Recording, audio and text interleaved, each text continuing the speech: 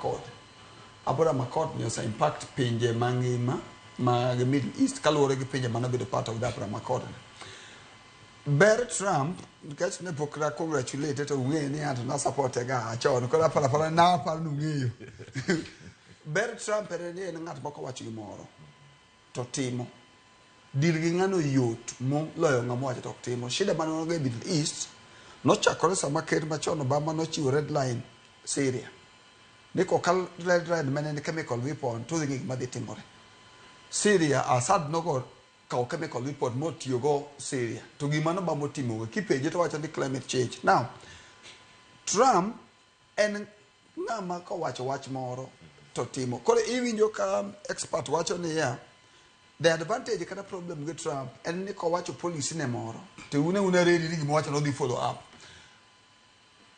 Trump nen supporter mangita mar Israel. Koro wageno ni lweny madhi mbele kind Israel Palestina cha dhi ng'adre mayot nikech nang'o nikech odhi negotiate the deal mondo mi hostages moponi nodo obedo onego bed released. Koro ka hostages obedo released to Israel kanyalo bedo gi ceasefire gi Hamas to mano will be okay. Lweny ma Lebanon amanyalo dhi mbele matin nikech ne nitiere fununu kisome e foreign policy ne ng'abotelo ne defense minister ma defense ma Israel man be no ogole telo cha ne dwaro ceasefire mabe luor chalo gi ma Trump gi Netanyahu nok dwaro achon koto lakini kwa ng'iya na long range to chalo gi ma lweny dhi rumo lweny ma Ukraine be dhi nyalo chalo gi ma dhi rumo nikech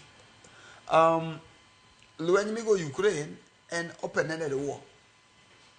Nikech onge gimo sekete mesi to Russia wuogi ng'ane wuogi to king'iyo foreign policy maber kabisa to Russia be nosawacho na America ni kik ukaw our neighbor Poland ukete NATO nikech kukete NATO to bedo threatened. Koro ing'en magi gima jo West ok dwar. Koro en a very complicated thing. Kian the fact ni Trump gimo wacho follow up an advantage in the Middle East. Mangiso ni I expect na Abraham Accord will be activated again. Kendo peace chapter ni beto signed mana mokwongo. Lweny ma timore Ukraine dhiru mune no ka Zelensky no ndiko message mi wuono paragraph of all presidents ma piny mangima te.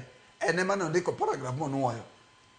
Lweny cha dhiru mune nikech ng'eni America ka par ka bro ka resources mag America all Ukraine style ma bede no lewo cha. Kendo Trump no wacho from the beginning ni there is so much investment between Ukraine, shit Ukraine and Gimatin. Same one ko dige lweny. Ting'eyo ni anan tiyo tich dok. Ting'eyo ni CPA ko wacho bro tim. Okenge mang'ama dilgo. Trump nongiso North Korea leader ne you little rocket man where ya bro ke ka bro. Dong ne rocket man obiro mo negotiate. Koro mano is a leader. In the foreign policy nitie wach moro mano timore gi jatend Al-Qaeda. Mano ndik piny ka oluong Trump ka ji negotiation mabe osandike book mabe sadi puonje class. Ka Trump negotiate gi commander mar Al-Qaeda e weche mag withdrawal mane Biden otimo from Afghanistan. History wacho ni ka obedo piny to o negotiate gi Al-Qaeda to en gi picha mar commander mar Al-Qaeda.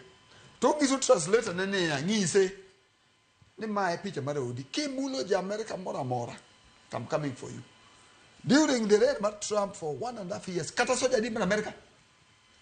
Achiel no kotho. Nikech ng'ato nochiwo warning. Koro mana jatelo.